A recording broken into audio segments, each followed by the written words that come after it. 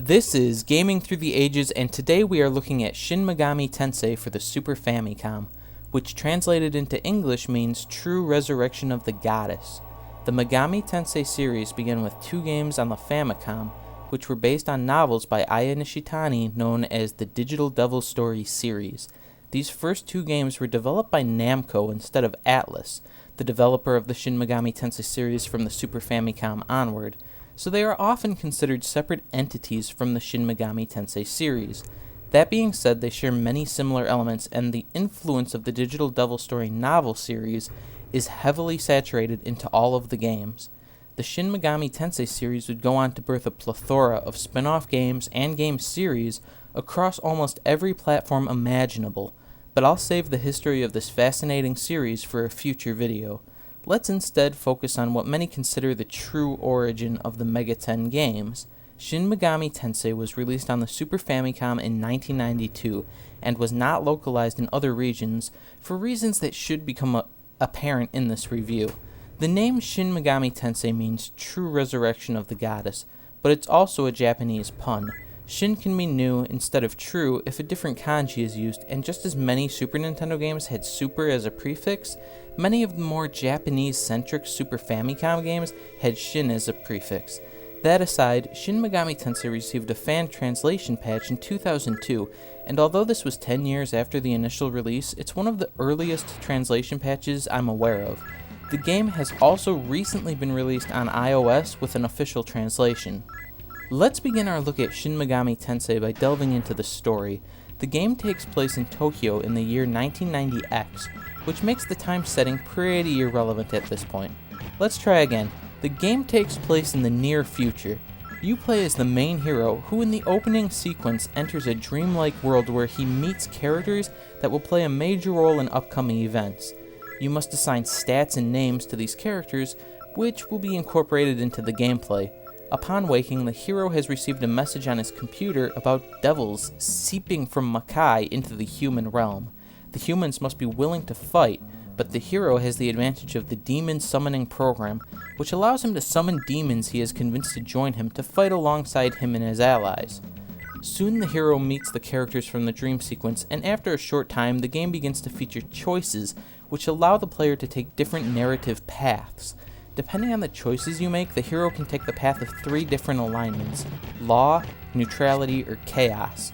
Law sides with the angels and aims for a paradise on Earth known as the 1,000-Year Kingdom, but in doing so the world must become an elitist dictatorship where punishment is handed down swiftly and mercilessly.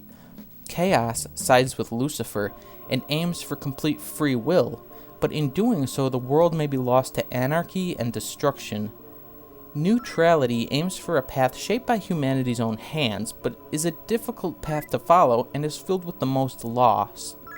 The game does not guide the player on which path to choose, and each path has its own pros and cons. The inclusion of these worldviews with no real guidance makes Shin Megami Tensei one of the earliest thought-provoking games I've ever played. The game dove into extremely mature subject matter at a time when many, at least in the West, considered the Super Nintendo nothing but a children's toy. Unfortunately, this likely also contributed to the game not being localized. The game was heavy on symbolism and used many deities from many different religions to that end. Aside from the ability to side with Lucifer, you can fight and arguably kill several Judeo-Christian gods. 1992 may have been a time when gaming was rapidly expanding and evolving, but there were still many people at the time who harbored misconceptions about gaming, like the misunderstanding that Dungeons & Dragons players were doing satanic deeds. So a game like Shin Megami Tensei being released in the West would have likely been met with great criticism and persecution. Remember, a few years later Night Trap was considered too violent and mature for kids, and that game was goofier than a Bugs Bunny cartoon. Let's move on to the gameplay. Shin Megami Tensei is a first-person dungeon crawler and a turn-based RPG. While the city map is an overhead view, the interior areas are all in first person.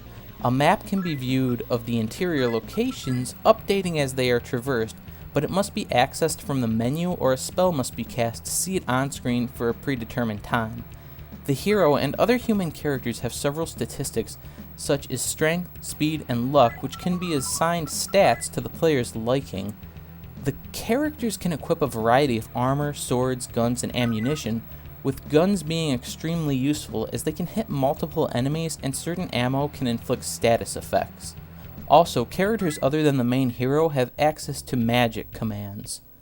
Once demons begin invading, there is almost no location in the game where you are safe from enemy encounters.